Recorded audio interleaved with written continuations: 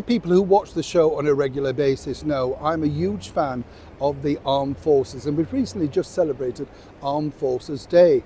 Oh yes, and guess what? Our current Mayor of London, Sadiq Khan, basically made sure that he was centre stage on that by posting this particular picture out on his website. Can never not be in the picture, you know what I mean? Even when it's somebody else's day for celebration. That's kind of what annoys me about the career politicians that we truly have right now over here, and I'm sure in your part of the world too. But here's where this gets interesting for me regarding the armed forces, the Royal Navy, the Royal Air Force and the excellent British Army. As ever, let me explain. Morning chums, nice to see you. Thank you so much for your time. I'm talking to you. This is King's Cross. Do you like it? Something else being built there. Do you do this, by the way? So we'll have a wave. Do you do this, chums? I can't remember what was there now. Yeah, when you rip it, you think, well, what was there? You have to look it up, don't you, on a picture and think, ah. And normally it's replaced by something that is not as nice or architecturally stunning as the previous. Why do they do this? I really don't know. It's incredible, isn't it, when you think?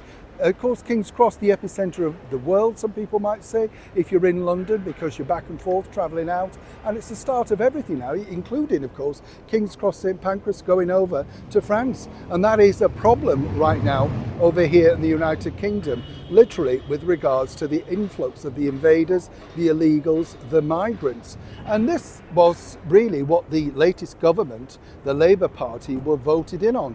Yvette, our current Home Secretary, was going to smash the gangs, sort it all out, you know. She banned the Rwanda scheme, which was where migrants would be processed in Rwanda and then decided if they could come. She very nicely, you know, said, oh, that's gone. That was done on day one. Nothing to offer in a deterrent now. And so much so that the twisting Keir Starmer has now decided to look into resurrecting that. This is how dim this particular government are. But here's where this gets interesting, because as you see on a daily basis, we see these people, all of these unvetted people literally invading the British Isles. And what's worrying, particularly if you are older, they're being moved into areas totally unchecked near individuals. Now, the warning that we've just had over here in the United Kingdom is the fact that at night, particularly when it's warm, not to leave your doors and windows ajar. Frightening to think it's come to that, right? But here's where I find this even more interesting. According to a source, during this last 12 months of power of the current government, the Labour Party, headed by, of course, the current British Prime Minister, Sir Keir Starmer, never once has the British Army or indeed the Royal Navy been activated or asked to be on standby or indeed offer a presence on the shores of these great unwashed who are invading us on a daily basis. And this is from an excellent source at the British Army. Now, they wouldn't be averse to this, you know, obviously this will be quite useful for them as manoeuvres, practice, whatever. The same with the Royal Navy. So the question really has to be asked, when they stand up in the government and literally in the House of Parliament saying, you know, we're going to smash the gangs, we've got a problem, we know we're going to activate it, clearly they're doing nothing.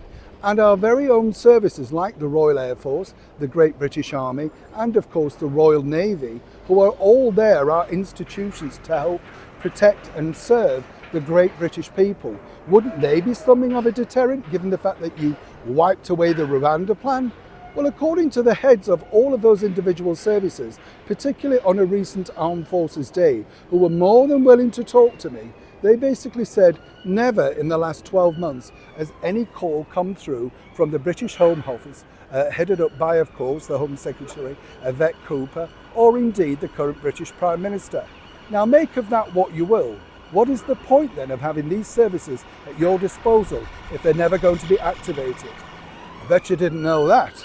Neil Sean, King's Cross, London.